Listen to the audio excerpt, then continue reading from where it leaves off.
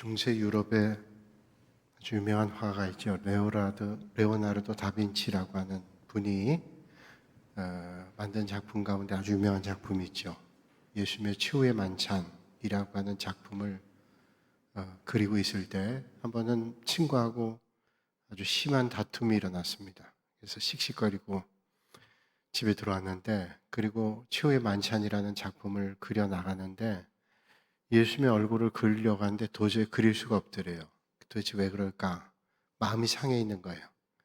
마음이 상해 있는 상태에서 예수님의 얼굴을 도저히 그릴 수 없습니다. 그래서 어떻게 할까 하다가 그 친구를 찾아갔습니다. 찾아가서 내가 오늘 너무 화를 내고 그렇게 한 건 내가 잘못했다. 그랬더니 그 친구도 마찬가지로 아유 내가 너무 예민하게 반응하고 그렇게 했다고 둘이 화해를 했다 그래요. 그리고 들어와서 다시 캔버스에 치유의 만찬에 예수님의 얼굴을 그리는데 그려지게 됐다는 거예요. 잘 그려지게 됐다. 아주 유명한 얘기죠. 빌리그리암 목사님은 그런 말을 했습니다. 마음을 고쳐야 세계를 바꿀 수 있다. 자기 마음을 고쳐야 먼저 세계를 바꿀 수 있대요. 유명한 철학자인 안병욱 교수는 이 세상에서 제일 중요한 공부는 무슨 공부냐? 마음 공부다. 그렇게 얘기했어요. 어떤 공부보다도 자기 마음을 돌아볼 줄 아는 그 공부가 제일 중요하다. 그런 얘기를 했습니다. 오늘 고린도 후서를 우리가 살펴보는데 고린도 교회는 바울이 세우고 또 오랫동안 사역했던 그런 교회입니다. 근데 문제가 참 많았어요. 교회 안에 분쟁이 있었고 또 다툼이 있었고 소송 문제가 있었고 음행의 문제가 있었고 특별히 시작부터 파당의 문제가 있었습니다. 그래서 바울파, 게바파, 아볼로파, 그리스도파 이런 파가 있었다는 거죠. 바울을 따르는 사람도 있었습니다. 또 바울의 뒤에 그 고린도 교회를 사역했던 아볼로를 따르는 사람도 있었습니다. 무엇보다 베드로, 초대교회 공동체였던 베드로를 따랐던 사람도 있습니다. 그리고 당연히 예수 그리스도를 따르는 사람들도 있었죠. 갈등이 있었다는 거예요.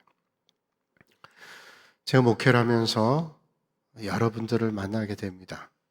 그 여러분들의 여러 가지를 우리가 생각해 볼 수 있지만 크게 이런 기준으로 따지면 둘로 나눌 수 있어요. 마음을 얘기하면 어떤 분은 마음이 넓은 분이 계시고 어떤 분은 좀 마음이 좁은 분도 계세요. 마음이 넓은 분도 있고 좁은 분도 있죠. 어떤 게 더 좋은지는 모르겠으나 일단 마음이 넓어서 이해력이 많은 분들이 있어요. 공부를 많이 한 것도 아닙니다. 또 얼굴이 좋은 것도 아니에요. 그런데 마음이 넓어요. 그래서 그분이랑 얘기를 하면 마음이 편해지고 시원해지는 그런 분이 있는가 하면 정반대로 아니 공부도 많이 했어요. 또 겉으로 보기에도 참 좋아 보이는 그런 분인데 마음이 너무 좁아요. 그래서 뭘 얘기하면 답답합니다. 말을 좀 받아들이지 않는 그런 때가 있어요. 생각해보면 오늘 사회가 왜 이렇게 힘들까, 시끄러울까, 받아들이지 않는 거예요. 마음이 너무 좁아 있는 그런 것들로 갈등이 일어날 때 있습니다. 고린도 교회를 우리가 생각하면 은사는 많이 받았어요. 하나님께서 주신 은사들이 많았던 교회가 고린도 교회인데 네 은사보다는 내 은사가 좋다. 이것 때문에 갈등이 많았던 교회가 고린도 교회. 많은 걸 받았음에도 불구하고 용납하거나 받아들이지 않아요. 그 갈등이 깊었습니다. 마음이 너무 좁은 거죠. 또 영적으로뿐 아니라 도덕적으로도 윤리적으로 은혜를 많이 받은 교회인데도 그런 문제들이 많았어요. 또 바울에 대해서도 바울의 사도성에 대해서 비난하는 사람도 많이 있었습니다. 그래서 바울의 마음을 아프게 하는 사람들도 꽤 있었습니다. 그런 분쟁 가운데서 계파 문제까지 생기니 바울은 참 힘들었어요. 고린도 교회 성도들은 바울이 볼 때 자식 같은 교회입니다. 자식 같은 성도들이에요. 그래서 아주 따뜻한 애정의 마음을 가지고 전하기를 원했어요. 그래서 오늘 말씀 제목을 여러 가지로 정할 수 있지만 따뜻한 애정으로 그렇게 정했습니다. 바울이 고린도 교회 성도들에게 뭔가를 가르칠 때 정말로 자식을 가르치는 마음으로 아주 사랑하는 마음을 가지고 애정을 가지고 가르치고 있는 거예요. 그래서 고린도 교회가 그런 문제들이 좀 회복됐으면 은사를 받은 교회인 만큼 그 은사를 잘 활용해야 되는데 받은 은사는 큰데 갈등과 고민이 많으니 그 문제를 좀 해결해야 되겠다. 그런 생각을 가지고 애정을 가지고 얘기하는 거죠. 그렇다면 오늘 바울은 고린도 교회 성도들에게 어떤 마음을 가질 것을 권면하고 있는가 하는 것을 먼저 살펴보고자 합니다. 바울은 먼저 고린도 교회 성도들에게 넓은 마음, 열린 마음을 좀 갖도록 권면하고 있습니다. 오늘 본문 11절에서 13절까지의 말씀이 그런 말씀을 주고 있는데 한번 눈으로 여러분 보세요. 고린도인들이여 너희를 향하여 우리의 입이 열리고 우리의 마음이 넓어졌으니 너희가 우리 안에서 좁아진 것이 아니라 오직 너희 심정에서 좁아진 것이니라.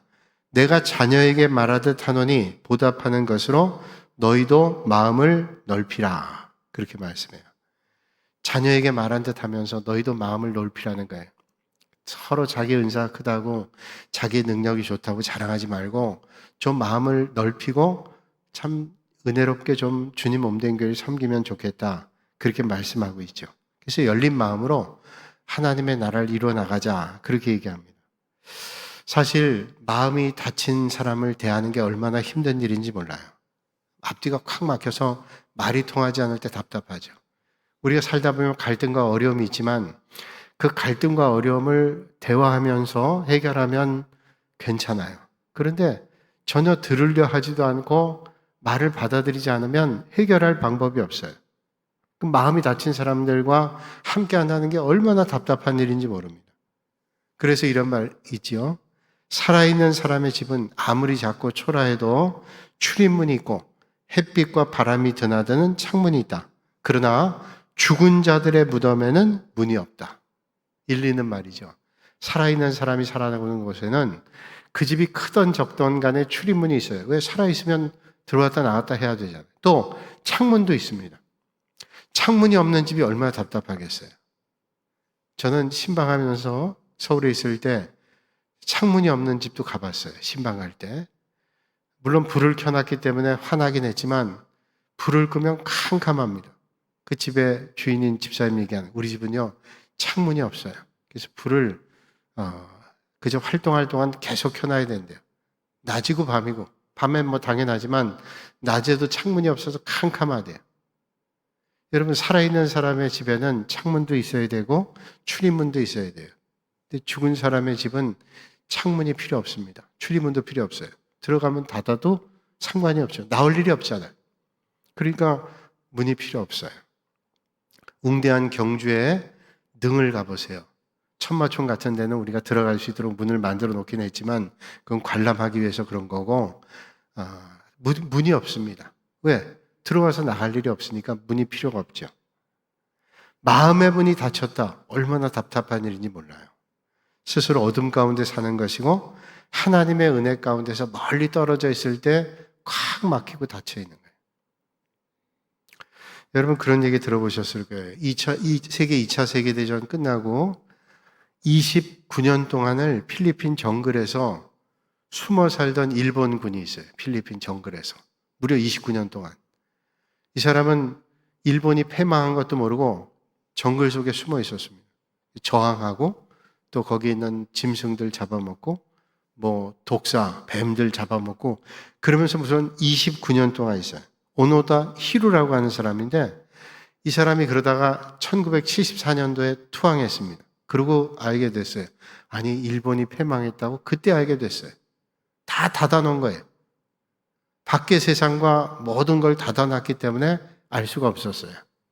근데 그 오노다 히로보다 사실은 2년 전에 발견된 사람이 있는데 괌이라고 하는 곳에서 미국령이죠. 괌에 쇼이치 요코라고 하는 사람이 그 히루랑 사람과 똑같이 이 사람 괌에서 숨어 있었어요. 일본 망한 것도 모르고 거기 숨어서 마찬가지로 똑같은 그런 삶을 살았습니다. 그 사람이 나중에 발견됐는데 이 사람은 28년 동안을 숨어 지냈어요. 그래서 요코이 동굴이라고 괌에 요코이 동굴이라는 동굴이 있답니다. 많은 사람이 관광하는데 그 요코이 동굴이 바로 쇼이치 요코라고 하는 사람이 숨어 있던 곳이에요. 그러니까 그는 어리석게도 문을 다 닫았어요. 왜? 그는 많은 동료들이 죽어가면 자기 혼자 살았거든요. 그러니까 투항하지 않기 위해서, 항복하지 않기 위해서 문을 꼭꼭 걸어 담그고 누구라도 들어오지 못하게, 그리고 새벽에만 살짝 나가서 먹잇거리를 가져온 거예요. 문이 닫히면 그런 삶을 살아가게 되죠. 여러분, 우리 사람의 마음의 문이 닫히면 그런 답답한 인생을 살아갈 수도 있다는 거예요. 사회학자들은 말하기를 우리 사람들이 악수하게 되는데 악수가 어떻게 생겼는가 하면 이런 유래였대요. 전쟁하고 있는 두 종족이, 두 민족이, 두 부족이 화해하게 될 때 악수한다는 거예요. 악수를 하려면 손에 들 수가 없어요. 악수한다는 건 뭐냐면 이제 우리는 그만 싸우자. 내 손에는 아무런 무기도 없다. 그걸 보이는 게 악수라는 거예요. 그러니까 나는 너를 공격할 마음이 없어. 악수라는 거예요. 그게 이제 우리 인사가 됐죠. 그래서 난 당신을 해칠 그런 마음이 없습니다. 그런 마음이죠. 그런데 고린도 교회 성도들의 마음은 닫혔어요. 꽉꽉 막혀서 은사에 대해서도 하나님 주신 은사인데도 불구하고 갈등하는 겁니다. 네 거보다 내게 커. 그러면서 나보다 남을 더 낮게 여기는 게 아니라 남보다 내가 더 낫다. 내 은사가 더 좋다. 이런 것 때문에 갈등이 끊이지 않았다는 거예요. 여러분, 상대방의 마음이 닫혀져 있다고 혹시 원망하고 있지 않는지요? 저 사람 마음 닫혔어. 그러면서 혹시 내 마음이 닫혀 있지 않는지요? 우리가 믿음 생활할 때 상대방의 마음이 닫혀 있다고 하기보다 내 마음을 먼저 돌아봐야 되죠. 누군가를 비난하고 원망하기보다 앞서서 내 마음을 먼저 열어야 되죠. 자신의 마음이 먼저 열려질 때 용납하며 받아들이는 성숙한 성도가 될 거예요. 진리가 아닌 거에는 이단을 다 받아들일 수 없지만 진리가 아닌 것은 우리가 얼마든지 열어서 받아들이고 용납할 수 있다는 거예요. 나사로 무덤의 입구를 막은 큰 돌이 제거되고 무덤이 열렸을 때 나사로가 무덤 밖으로 나오죠. 예수님께서 나사로에 나와라. 주님께서 말씀하시니 그 문이 열리고 밖으로 나오게 된 거예요. 그 돌이 굴려질 때, 여러분 이스라엘의 무덤은 돌로 막아놓잖아요. 나사로에 나와라. 돌이 굴러지고 나사로가 나올 수 있는 거예요. 다윗은 넓은 마음 가졌습니다. 여러분 다윗이 자기 장인이기도 한 사울에게 얼마나 어려움 겪었어요. 사울이 시기하는 마음을 가지고 여인들이 다윗을 찬양하는데 사울은 죽인 사람들이 천천이고 다윗은 죽인 사람들이 만만이다. 시기하는 마음 생겼어요. 자기 사위요. 그리고 자기 딸과 함께하는 사람은 아니에요. 그 자기 뒤를 이었던 왕인데 시기심이 생기는 거예요. 그래가지고 죽이겠다고 특공대를 조직하고 많은 병사를 데려서 쫓아가죠. 굴 속에 숨어 있을 때 사울이 그와 함께했던 부관들을 다 물리치고 용변을 보기 위해서 굴 속에 들어갔는데 우리가 알고 있는 대로 다윗이 그의 병사들과 함께 굴 속에 숨어 있었습니다. 다윗의 참모들이 얘기하죠. 이거 하나님이 주신 기회니 저 사울을 여기서 제거해 버립시다. 그럼 끝납니다. 그런데 다윗은 그러지 않죠. 하나님께서 세운 사람을 내가 그렇게 하지 않으리라. 그런 기회를 2번씩이나 그는 다 그냥 넘겨요. 넓은 마음 가져서 용납하는 거죠. 그런 기회가 있었는데도 인간적인 보복을 하지 않았습니다. 참 위대한 사람이죠. 하나님께서 그런 사람을 들어 쓰시는 거예요. 여러분, 오늘 우리가 믿음 생활할 때 용납하고 받아들이는 넓은 마음, 그런 마음 가지고 주님 닮아가실 수 있는 여러분들이 되시기를 주님의 이름으로 축원합니다. 예, 정말 그래요. 저도 그런 생각 오늘 말씀 준비하면서 저도 회개 많이 했어요. 그래, 우리가 예수 믿으면서 진리가 아닌 것은 우리가 용납할 수 있지만 진리인 것은 우리가 비진리와 진리를 구분해서 용납하고 용납하지 않은 건 비진리는 우리 받아들일 수 없지만 그런 진리 여부에 상관이 없는 것은 우리가 용납하고 받아들일 수 있는 거죠. 우리가 인간관계도 마찬가지요. 마음이 넓지 못한 사람과 좁은 사람과의 갈등이 생기잖아요. 그래서 부부간에도 그렇고 형제간에도 성도들 간에도 그런 것 때문에 갈등이 많습니다. 넓혀야 되죠. 그런 문제가 해결되는데 이 고린도 교회는 그런 문제가 잘 해결이 안 됐다는 거예요. 좁은 마음을 버리되 빨리 버려야 돼요. 오늘 본문 12절에 말씀하시기를 너희가 우리 안에서 좁아진 것이 아니라 오직 너희 심정에서 좁아진 것이라. 요게 다시 한번 제가 읽어요. 너희가 우리 안에서 좁아진 것이 아니라 너희 심정에서, 오직 너희 심정에서 좁아진 것이라. 관계 속에서가 아니라 그 심정이 좁아진 거라는 거예요. 옛날 영국에 아주 유명한 목사님이 세 분 계셨습니다. F.B. 마이어라고 하는 그리스도교회 목사님인데, 이 F.B. 마이어는 우리 신학을 공부한 분들은 많이 알고 있는데, 이분이 신약 성서학자예요. F.B. 마이어. 주석을 여러 권 썼는데, 신약학자이기도 하고, 목회자이기도 한 F.B. 마이어라고 하는 목사님이 있고, 우리가 들어본 바 있는, 잘 알고 있는 스펄전 목사님 있죠? 대단한 설교가인 스펄전 목사님. 그리고 캠벨 몰간이라고 하는 목사님 계신데, 이분은 영국의 웨스트민스터 교회, 아주 유명한 교회죠. 웨스트민스터 교회 담임 목사였어요. 그런데 이 캠벨 몰건이라고 하는 목사님은 사실은 미국에서 목회하다가 이 교회 청빙 받아가지고, 웨스트민스터 교회 청빙 받아가지고 그 교회를 담임하게 됐습니다. 그때 먼저 영국에서 목회하던 F.B. 마이어 목사님이 이런 고백을 했습니다. 캠벨 몰간 목사님이 미국에서 목회할 때에는 그 목사님 위해서 기도하는 게 어렵지 않았는데, 같은 지역, 가까이 있는 교회, 런던의 바운더리가 가까운 데 있는 교회로 와서 웨스트민스터 교회에서 목회할 때는 그 목사님을 위해서 기도하는 게 쉽지 않았대요. 저는 그게 이해가 돼요. 경쟁 관계, 이런 복음에 무슨 경쟁 관계 있겠어요. 그런데 약간 그런 마음들이 있었던 것 같아요. 그래서 멀리 미국에 있을 때는 뭐 그런 경쟁 아니었어요. 그런데 가까이 와 있으니까 이 마이어 목사님이 한 대로 멀리 있을 땐 문제가 아니었는데 가까이 와 있으니까 그 목사님에 대한 기도가 미국에 있을 때보다 더 쉽지가 않았다라고 고백했습니다. 쉽지 않죠. 몇 주 전에 한 두세 주 된 것 같은데 우리 노예 어떤 목사님이 저한테 문자를 보내셨어요. 나이는 저하고 비슷하든지 한 살 많든지 그런 목사님. 그 목사님이 저한테 이런 문자를 보내주셨어요. 그냥 문자를 제가 한번 읽어드릴게요. 새벽 기도 예배가 끝나고 성도들을 모셔다 드리고 목사님 설교가 나오면 차 안에서 은혜로운 시간을 갖습니다. 이 목사님이 정말로 존경스럽고 부럽습니다. 제가 제 입으로 해서 미안합니다만 제가 그 문자를 받고 되게 마음에 감동받았어요. 그리고 부끄러웠어요. 왜냐하면 같은 노예 같은 지역에 있는 목사님인데 어떻게 이 목사님은 마음이 이렇게 넓지? 어떻게 이런 저를 축복해주고 격려해주는 이런 말을 하지?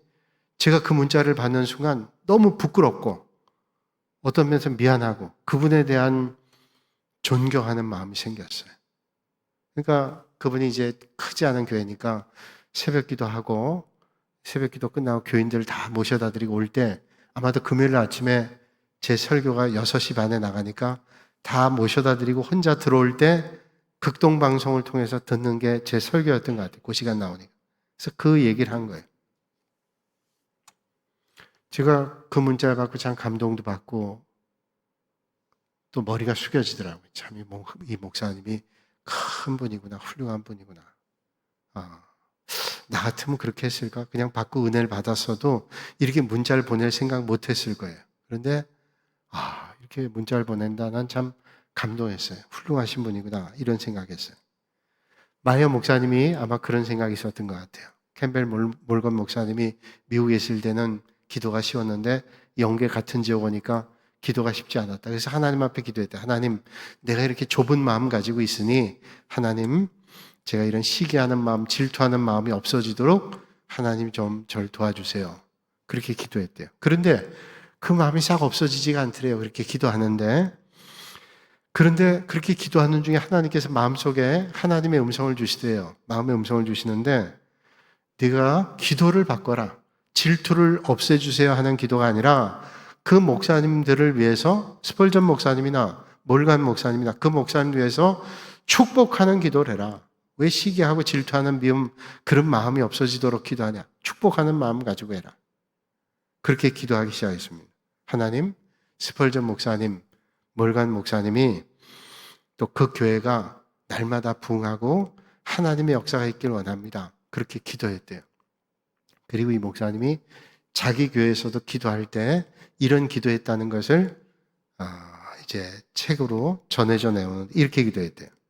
하나님, 몰간 목사님의 교회를 축복해 주셔서 사람들이 메워지도록, 가득 차게 메워지도록 해주시고 들어갈 자리가 없거든 우리 교회로 보내주옵소서.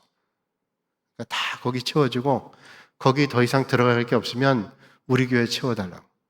하나님께서 알고 거기 먼저 채워주고 그렇게 보내나. 하나님께서 그런 심정을 축복해 주시고, 그래서 스펄전 목사님, 캠벨 몰건 목사님, F.B. 마이어 목사님 교회가 다 부흥했대요. 아, 이게 하나님의 법이구나. 여러분, 하나님의 역사는 그래요. 하나님의 역사는 축복하는. 근데 여러분, 우리 교회가 있는데요, 가까이 또 교회가 와서 우린 장사하는 거 아니잖아요. 가게 하는 거 아니잖아요. 그런데 그거 가지고 와서 만약에 미운 마음, 그런 마음이 생긴다면 그건 정말 아니죠. 술집이 생기거나 아니면 뭐 좋지 않은 거 생겨가지고 그렇다면 몰라도 하나님의 영혼들을 날마다 주님 앞으로 인도하는 게 많아진다면 복 있는 거죠. 근데 우리는 모르는 사이에 그런 마음들이 있다면 아주 좁은 마음 된 거예요. 주님 앞에 넓은 마음이 안 되는 거죠.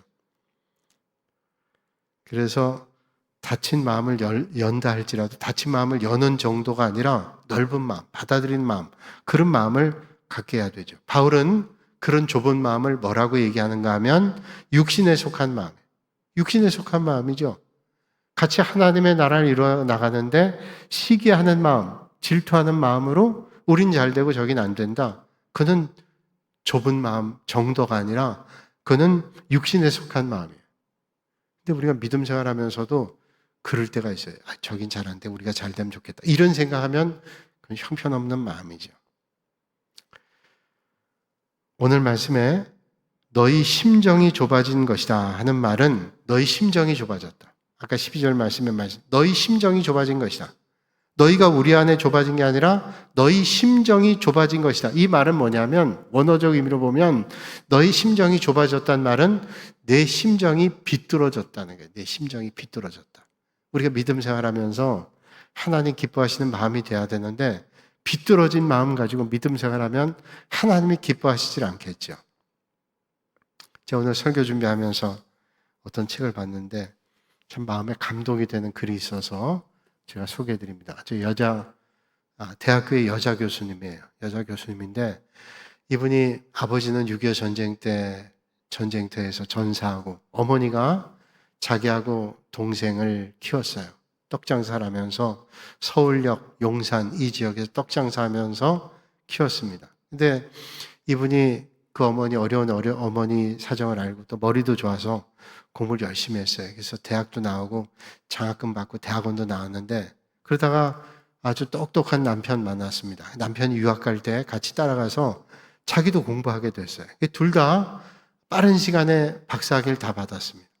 뭐 머리가 좋으니까 뭐 장학금 받아가며 공부하고 그랬던 것 같아요. 어려운 과정에서 이렇게 공부하고 이제 한국에 나와서 대학 교수가 됐어요. 둘 다 대학 교수 됐습니다.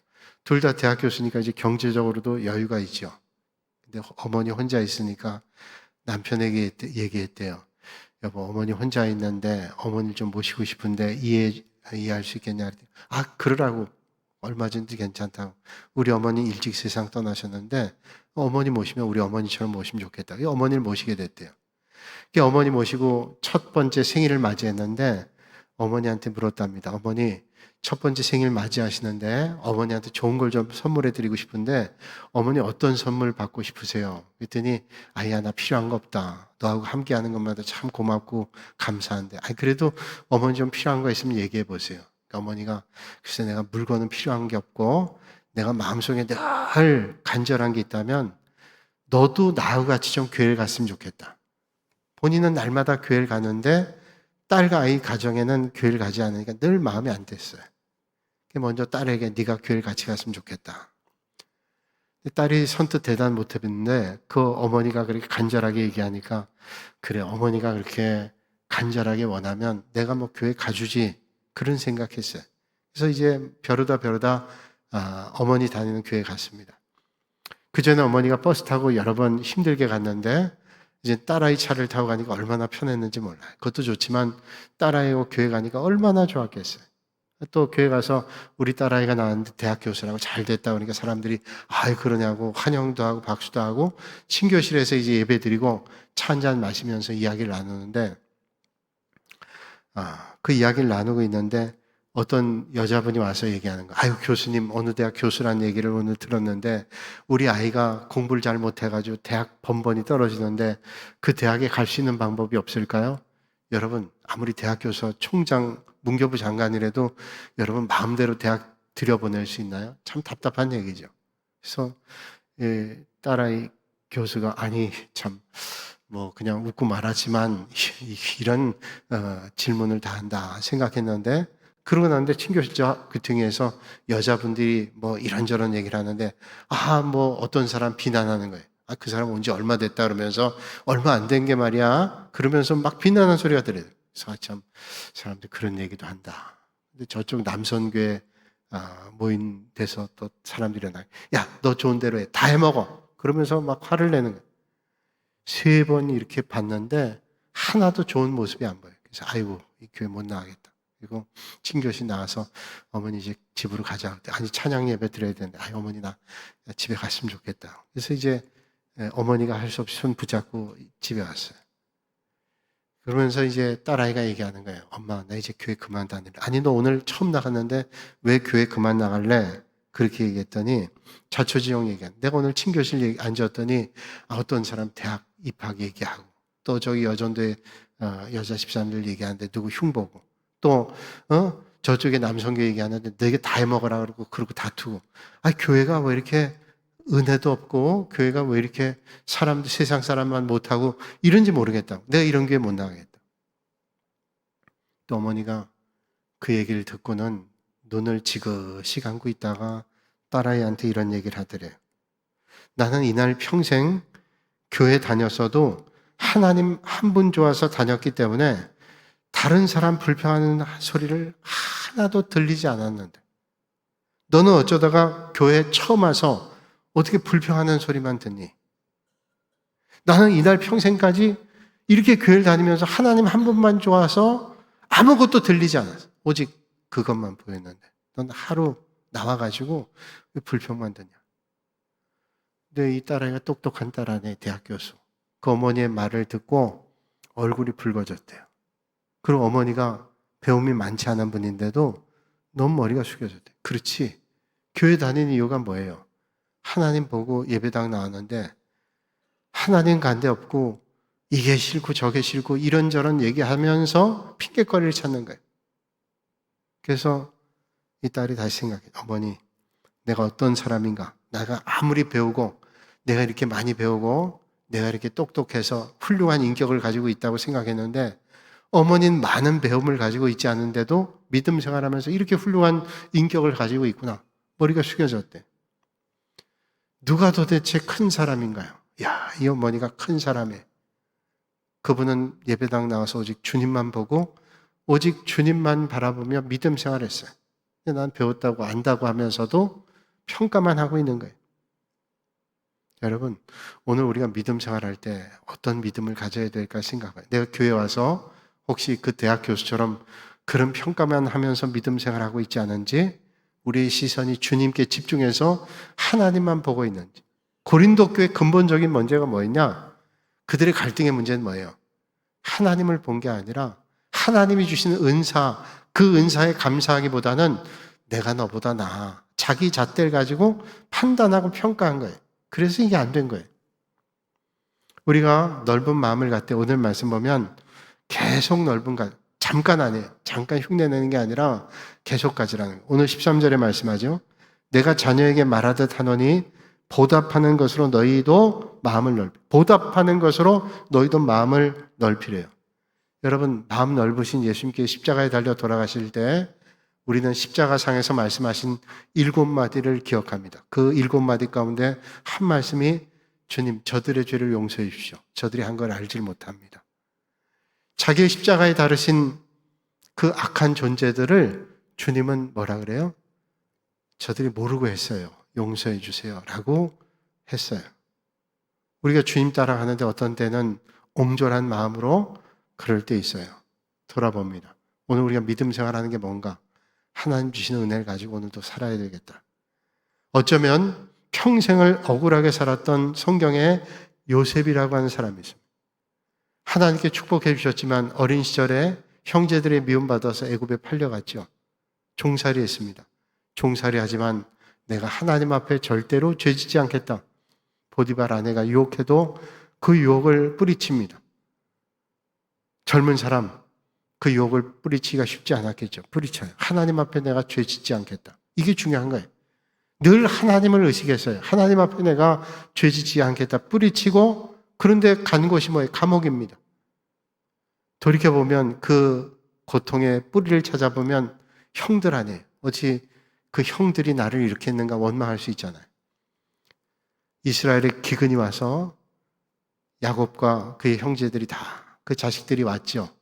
아버지가 세상 떠나니까 형들이 벌벌 떨고 있는데 요셉이 한 말을 우리 기억합니다. 나는 당신들의 아우 요셉이니 당신들이 애굽의 판자입니다. 당신들이 나를 이곳에 팔았으므로 근심하지 마소서, 한탄하지 마소서. 하나님이 생명을 구원하시려고 나를 당신들 앞에 보내셨나이다. 여러분, 원망할 수 있어요. 그런데 하나님께서 구원해 주시기 위해서 나를 형들보다 먼저 여길 보냈어요. 짧게 볼 때는 원망거리가 될 수 있지만 하나님이 모든 일을 하신 겁니다. 그는 영적인 눈을 가지고 넓게 깊게 볼 수 있었던 그런 마음의 사람이었어요. 여러분, 우리 믿음의 성도들이 믿음도 중요하고 기도 중요합니다. 그런데 하나님의 역사하심을 믿고 어떤 마음을 가지고 믿음 생활하느냐, 이게 참 중요한 거예요. 오늘도 여러분, 바울이 따뜻한 애정을 가지고 고린도 교회 성도들에게 얘기하는 거예요. 거기 있는 갈등 문제. 교회가 가지고 있는 모든 갈등이 다 고린도 교회에 있었어요. 그 고린도 교회 갈등에 대해서 말씀하시면서 너희들이 어떤 마음 가지고 고집세고 편견 가지고 네 잣대를 가지고 평가하지 말고 하나님 앞에 고운 마음, 따뜻한 마음으로 행할 것을 말씀하고 있습니다. 우리가 그런 마음을 가져야 되죠. 예수 그리스도의 심장으로 넓게 열린 그 마음, 큰 마음, 그런 마음을 가지고 믿음의 길을 가지라는 거예요. 그러면서 뒷부분은 진리에 대한 말씀합니다. 우리는 성도로서 믿는 사람은 믿지 않는 사람과 멍해를 매지 말아야 된다. 이건 또 다른 차원이에요. 믿는 사람 안에서는 용납하고 받아들이지만 믿지 않는 사람과의 갈등거리는 우리는 충분히 있어요. 왜? 믿지 않는 사람과 믿는 사람은 근본이 다르기 때문에 갈등이 있어요. 여기 보세요. 14절에 16절 말씀, 우리가 잘 알고 있는 말씀인데 제가 읽어드리겠습니다. 뜻을 생각하시면서 눈으로 보세요. 너희는 믿지 않는 자와 멍해를 함께 매지 말라. 의와 불법이 어찌 함께하며 빛과 어둠이 어찌 사귀며 그리스도와 벨리알이 어찌 조화되며 믿는 자와 믿지 않는 자가 어찌 상관하며 하나님의 성전과 우상이 어찌 일치가 되리요. 우리는 살아계신 하나님의 성전이라. 이와 같이 하나님께서 이르시되 내가 그들 가운데 거하며 두루 행하여 나는 그들의 하나님이 되고 그들은 나의 백성이 되리라 말씀하죠. 앞부분에 키가 있어요. 믿지 않는 자와 함께 멍해를 매지 말래. 의와 불법이 어찌 함께하며 빛과 어둠이 어찌 사귀며 그리스도와 벨리알이 어떻게 조화되냐. 저는 책을 읽을 때 색연필을 써요. 볼펜으로 밑줄 치면 몇 년 지나면 책의 뒤에 새겨져요. 연필로 하면 잘 안 보이고. 색연필은 오랫동안 있어도 책의 뒤에 배겨나가질 않아서 저는 꼭 색연필로 책에 밑줄을 칩니다. 오래전부터. 근데 색연필이 빨간색도 있고 파란색도 있고 검은색도 있고 그걸 여러 가지가 있어요. 색연필보다 더 좋은 건 아마 크레용일 거예요. 여러분 그거 쓰다 보면 세 가지를 제가 느껴요. 하나는 뭐냐? 자신이 동화되는 거예요. 자신이 동화되는 건 뭔가 아니? 덧칠할 때입니다. 흰색을 칠했는데 그 흰색에다가 빨간색 위에 흰색을 덧칠하면 빨간색 밑줄 친데 흰색을 덧칠하면 어떤 색깔로 되냐면 분홍색이 돼요. 그러니까 붉은 계통을 띠는 연한 붉은색이 되는 거죠.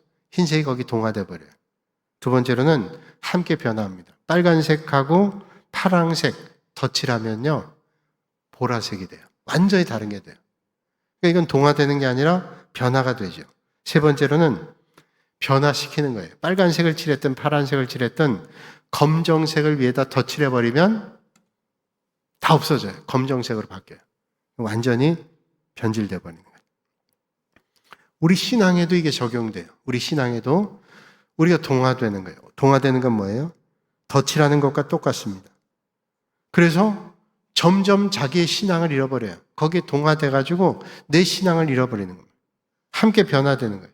빨간색, 파란색을 섞어서 다른 색 되는 것처럼 완전히 다른 게 되는 경우가 있어요. 이것도 잃어버리는 거죠. 그런데 빨간색, 파란색에 검은색을 딱 넣으면 그 색이 그대로 다 변화가 돼버립니다.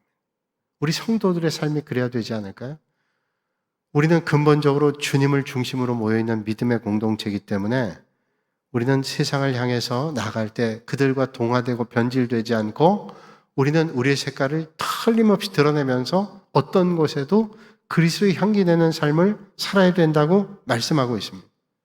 고린도 교회가 악한 세상의 영향들을 본받고 세상 사람 모습과 똑같은 변질된 게 아니라 세상을 변화시키는 그런 삶을 살라고 말씀합니다. 오늘 이 밤에 저와 여러분들이 세상에서 그리스도의 삶을 살면서 세상에 변질되지 않고 세상에 동화되지 않고 세상을 변화시킬 수 있는 여러분들이 다 되시기를 주님의 이름으로 축원합니다.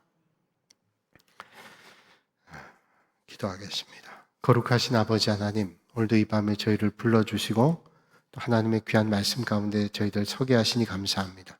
오늘도 주의 말씀대로 우리의 삶의 자리에 날마다 역사하시는 주님의 은혜를 만나게 하시고 우리가 넓은 마음 가지고 받아들일 수 있는 건 받아들이고 진리에 관한 것은 우리가 절대로 변질되지 않고 변화시키는 믿음의 자리 있게 하여 주옵소서. 예수님의 이름으로 기도하옵나이다. 아멘.